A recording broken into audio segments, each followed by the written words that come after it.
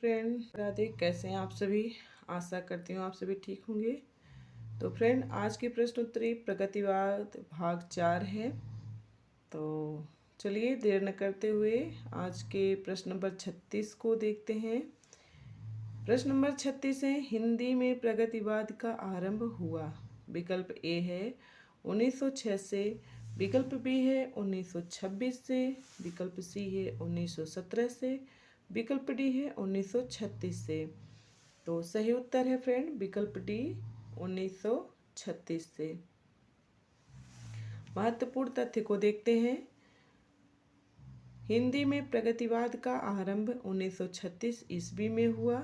लखनऊ में अप्रैल 1936 ईस्वी में प्रगतिशील लेखक संघ की स्थापना और प्रथम अधिवेशन के समय से हिंदी में प्रगतिवादी आंदोलन की शुरुआत होती है। इस अधिवेशन के प्रथम अध्यक्ष मुंशी प्रेमचंद्र थे। नेक्स्ट प्रश्न है फ्रेंड, प्रश्न नंबर 37। निम्न में से कौन सी रचना नागार्जुन की नहीं है। विकल्प ए है प्यासी पथराई आंखें तुमने कहा था, विकल्प सी है तुम्हें सौंपता हूँ, विकल्प डी है युगधारा। तो सही उत्तर है फ्रेंड विकल्प सी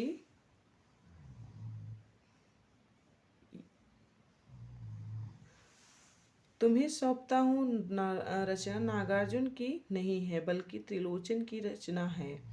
त्रिलोचन के अन्य काव्य संग्रह इस प्रकार हैं: धरती, गुलाब और बुलबुल, दिगंत, ताप के ताए हुए दिन, शब्द, उस जनपद का कवि हूँ, अर्धान, फूल नाम है एक, अन कहीं भी कुछ कहनी है, अन्य रचनाएं।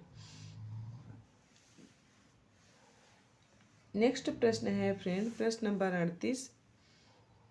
बसंती हवा कविता के रचयिता कौन है। विकल्प ए है केदारनाथ सिंह, बी है त्रिलोचन, सी है नागार्जुन और डी है केदारनाथ अग्रवाल। तो सही उत्तर है फ्रेंड विकल्प डी केदारनाथ अग्रवाल। बसंती हवा कविता के रचयिता केदारनाथ अग्रवाल हैं। इनकी अन्य रचनाएं हैं युग की गंगा, नींद के बादल, लोक और आलोक, फूल नहीं रंग बोलते हैं, आग का आईना, गुल मेहंदी, पंख और पतवार, बम्बई का रक्त स्नान, हे मेरी तुम, माल प्यार की थापे, कहे केदार खरी खरी अपूर्वा, जमुन जल तुम, बोल बोल अबोल, जो शिलाएं तोड़ते हैं, आत्मगंध, अनिहारी हरियाली, खुली आंखें, खुले डैने, पुष्पदीप, बसंत में प्रसन्न पृथ्वी आदि। तो ये रचनाएं बेहद ही महत्वपूर्ण है फ्रेंड, मुझे कहने की ज़रूरत नहीं है।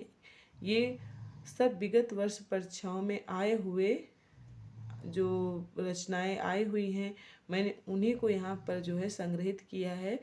तो आप इसे सिर्फ एक तथ्य समझ के इग्नोर मत करिएगा फ्रेंड। इसको ये इतनी इम्पोर्टेंट और क्या ही बताएं, ये सभी रचनाएं पेपर में आए हुए हैं और कहीं न कहीं से मैंने खोज खोज के एक एक रचनाओं को यहाँ पर जो है इनकी रचनाएं जो इम्पोर्टेंट थी वही यहाँ पर जो है इंक्लूड किया है।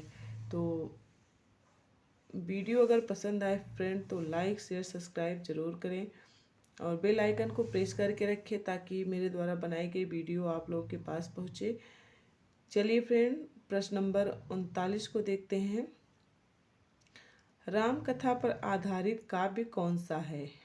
विकल्प ए है रश्मिरथी, विकल्प बी है भूमिजा, विकल्प सी है आत्मजयी, विकल्प डी है कामायनी। तो सही उत्तर है विकल्प डी कामायनी। महत्वपूर्ण तथ्य है, राम कथा पर आधारित काव्य भूमिका है। भूमिका खंड काव्य के रचयिता नागार्जुन हैं। दिनकर कृत रश्मि रथी कर्म के जीवन पर आधारित है तथा कुंवर नारायण कृत आत्मजयी नचिकेता के जीवन पर आधारित है। कामायनी महाकाव्य प्रसाद द्वारा रचित है जिसमें प्रलय एवं सर्गबद्ध वर्णन है। नेक्स्ट प्रश्न है फ्रेंड, प्रश्न नंबर 40। प्रगति प्रयोग प्रगतिवाद साहित्य को स्वोद्देश्य मानता है। स्वोद्देश्यता का अर्थ है। विकल्प ए है किसी सिद्धांत की घोषणा करना। विकल्प बी है स्पष्ट रूप से यथार्थ का प्रचार करना। विकल्प सी है किसी राजनैतिक विचारधारा को पुष्ट करना। विकल्प डी है किसी विशेष अभिप्राय से किसी विशेष दृष्टि से कला की रचना करना। तो सही उत्तर है फ्रेंड विकल्प डी। प्रगतिवाद साहित्य को स्वोद्देश्य मानता है। स्वोद्देश्यता का अर्थ है किसी विशेष अभिप्राय से किसी विषय दृष्टि से कला की रचना करना। चलिए फ्रेंड प्रश्न नंबर 41 को देखते हैं। प्रगतिवादी कविता के प्रतीक, बिंब, शब्द, मुहावरे, चित्र ये सब कहाँ से लिए गए हैं? ये इतने महत्वपूर्ण प्रश्न हैं फ्रेंड कि मैं क्या ही बताऊँ। हाँ, आप लोग खुद अगर वीडियो को देखेंगे और प्रश्नों की बारीकी को समझेंगे तो आपको पता चलेगा कि ऐसे ऐसे प्रश्न जो परीक्षा में बन चुके हैं या बनने की पूरी संभावना है, मैंने यहाँ पर वो सभी प्रश्न को सभी क्या फ्रेंड भी प्रगतिवादी से जो प्रश्नोत्तरी चल रही है धीरे धीरे आपको वैसे ही प्रश्न देखने को मिलेंगे जो परीक्षा में बने हुए हैं या फिर बनने की पूरी पूरी संभावना है। और इससे पहले फ्रेंड मेरी छायावाद की जो वीडियो है वो मैंने प्लेलिस्ट तो नहीं बनाई है, लेकिन आप छायावाद भाग 1, भाग 2, भाग 3 करके देखेंगे तो आपको छायावाद की वीडियो मिलेगी और छायावाद से एक भी प्रश्न छूटा नहीं है फ्रेंड। तो आप लोग देर न करिए, जल्दी से जाके मेरी वीडियो को देखिए। छायावाद प्रश्नोत्तरी भाग 1, भाग 2 करके मैंने ऐसे ही डाला है। बाकी आप अगर आप लोग कमेंट करेंगे तो मैं उसकी प्लेलिस्ट भी बना दूंगी जिससे आप लोगों को सरलता हो।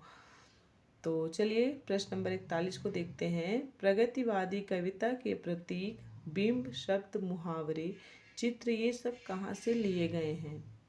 विकल्प ए है प्रकृति के बीच से। विकल्प बी जनजीवन के बीच से। विकल्प सी राजनीतिक उथल पुथल से। विकल्प डी विद्रोही प्रवृत्ति से। तो सही उत्तर है विकल्प बी। प्रगतिवादी कविता के प्रतीक, बिंब, शब्द, मुहावरे, चित्र ये सब जनजीवन के बीच से लिए गए हैं। नेक्स्ट प्रश्न है प्रश्न नंबर 42। प्रगतिवादी कवि रांगे राघव ने कौन सी पुस्तक नहीं लिखी है? विकल्प ए है अजय खंडहर। विकल्प बी है पांचाली। विकल्प सी है मेधावी। विकल्प डी है नरोत्तम। तो सही उत्तर है विकल्प डी नरोत्तम। प्रगतिवादी कवि रांगे राघव ने नरोत्तम पुस्तक नहीं लिखी है। रांगे राघव द्वारा रचित कृति है अजय खंडहर 1944 ईस्वी की, मेधावी 1947 ईस्वी की, पांचाली 1955 ईस्वी की। नेक्स्ट प्रश्न है फ्रेंड प्रश्न नंबर 43। प्रमुख 3 प्रगतिवादी कवियों के नाम लिखिए। विकल्प ए है दिनकर नीरज बच्चन। बी है सुभद्रा कुमारी महादेवी वर्मा अगेम। विकल्प सी है राम कुमार वर्मा, शिवमंगल सिंह सुमन, मुक्तिबोध। विकल्प डी है रामविलास शर्मा, नागार्जुन, त्रिलोचन। तो विकल्प डी फ्रेंड एकदम सही उत्तर है। रामविलास शर्मा, नागार्जुन, त्रिलोचन ये प्रगतिवादी कवि हैं। प्रश्न नंबर 44 को देखते हैं फ्रेंड। प्रगतिवादी कवि केदारनाथ अग्रवाल के किन्हीं कविताओं के शीर्षक लिखिए। तो पहला है फ्रेंड विकल्प ए हया ने कहा दुर्वादल।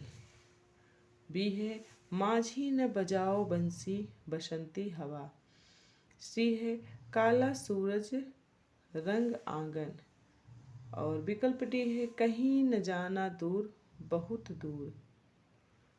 तो सही उत्तर है फ्रेंड विकल्प बी। महत्वपूर्ण तथ्य देखते हैं। प्रगतिवादी कवि केदारनाथ अग्रवाल की 2 कविताओं का शीर्षक माझी न बजाओ बंसी तथा बसंती हवा है। इनके द्वारा रचित अन्य काव्य कृतियाँ हैं गुलमेहंदी, हे मेरी तुम, कहे केदार खरी खरी, मार प्यार की थापे आदि। नेक्स्ट प्रश्न है प्रश्न नंबर 45। प्रगतिशील लेखक संघ का प्रथम अधिवेशन किस शहर में हुआ था? विकल्प ए इलाहाबाद, विकल्प बी भोपाल, विकल्प सी पटना, विकल्प डी लखनऊ। तो देखिए फ्रेंड, अभी जो हम लोग तथ्य तथ्य कह के एक बेहद ही महत्वपूर्ण प्रश्नोत्तरी को देखा है, उसमें मैंने कितनी बार आप लोगों को बताया है कि प्रगतिशील लेखक संघ का प्रथम अधिवेशन लखनऊ में हुआ है, लखनऊ में हुआ है। तो ऐसे ही प्रश्न बनते हैं फ्रेंड। मैंने यहाँ इन तथ्यों को इसलिए रखा है क्योंकि इनसे समझ बढ़ती है और ये हमें प्रश्न के जैसे बोर नहीं करते हैं, बल्कि जैसे एक साथ कई तथ्य मिल जाए उस तरीके से मन में बैठ जाते हैं, दिमाग में बैठ जाता है। तो फ्रेंड, इसलिए मैं बार बार जोर देकर कहती हूँ कि आप लोग संभावित प्रश्नों के साथ विगत वर्ष की पीवाईक्यू को भी मेरे साथ हल करते हुए चलिए। ये बहुत ही महत्वपूर्ण होती हैं हमारे आगामी परीक्षा को क्लियर करने के लिए। तो चलिए फ्रेंड, हम इसके महत्वपूर्ण तथ्य को देखते हैं और इनमें छुपे हुए प्रश्नों को हल करते हैं। तो देखते हैं, प्रगतिशील लेखक संघ का प्रथम अधिवेशन लखनऊ में हुआ था। अप्रैल 1936 ईस्वी में इसकी स्थापना और प्रथम अधिवेशन के समय से हिंदी में प्रगतिवादी आंदोलन की शुरुआत होती है।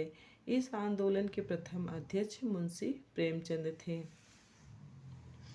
नेक्स्ट प्रश्न है प्रश्न नंबर 46। यात्री नाम से भी कविताएं लिखने वाला रचनाकार कौन है? तो विकल्प ए है नागार्जुन, विकल्प बी है गिरजा कुमार माथुर, विकल्प सी है रघुवीर सहाय, विकल्प डी है केदारनाथ अग्रवाल। तो सही उत्तर है फ्रेंड विकल्प ए नागार्जुन। नागार्जुन यात्री नाम से भी कविताएं लिखते थे। इनका पहला साहित्यिक उपनाम यात्री था। संस्कृत और मैथिल में ये इसी नाम से रचना करते थे। इनका मूल नाम वैद्यनाथ मिश्र था, परंतु नागार्जुन व यात्री इनका उपनाम था।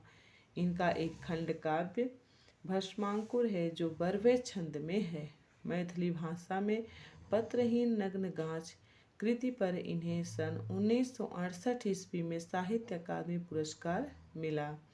तो देखिए फ्रेंड, कितने सारे प्रश्न हमारे यहाँ से बने हुए हैं। भस्मांकुर हम रचना तो ज़रूर जानते हैं कि नागार्जुन की रचना है, लेकिन इसमें कौन सा छंद है? तो आप देख सकते हैं कि भस्मांकुर जो रचना है इसमें बरवे छंद है।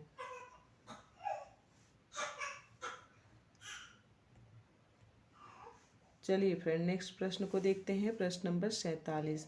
हिंदी में सानेट का प्रयोग सर्वप्रथम किसने किया था? तो विकल्प ए है शिवमंगल सिंह सुमन, बी है त्रिलोचन शास्त्री, सी है शमशेर बहादुर सिंह, डी है केदारनाथ अग्रवाल। तो सही उत्तर है फ्रेंड विकल्प बी त्रिलोचन शास्त्री। हिंदी में सानेट का प्रयोग सर्वप्रथम त्रिलोचन शास्त्री ने किया है।